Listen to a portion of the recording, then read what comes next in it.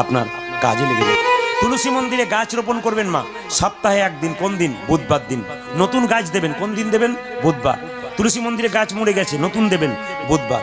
তুলসী মন্দিরে পাতা তুলবেন, কিন্তু পাতা তুলতে তুলতে মনে হতে হবে পাতা তোলার একটা নিয়ম আছে, বাঁ হাতে ধরতে হয়। গাছটা বাঁ হাতে ধরবেন, আর ডান হাতে বৃদ্ধাঙ্গষ্ঠী আর এই তর্জনী মিলে কি করবে, সঙ্গে সঙ্গে এটাকে ভালো করে একটা একটা করে তুলবে। তবে হ্যাঁ, পাতা তুলতে তুলতে পাতা বা গাছের ডাল যদি কোনো রকমে ভেঙে যায়, তবে কৃষ্ণের অঙ্গে আঘাত করা। এত সোজা নয়।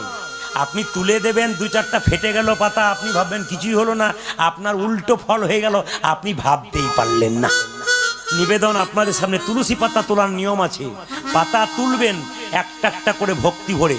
তবে হ্যাঁ, একটা কাজ করবেন, পাতা তুলতে তুলতে পাতা বা গাছের ডাল ভেঙে গেলে কোনো অপরাধ হয় না। একটা মন্ত্র বলতে বলতে তুলবেন। কি? জয় শ্রীকৃষ্ণ, জয় শ্রীকৃষ্ণ, জয় শ্রীকৃষ্ণ। এই কৃষ্ণ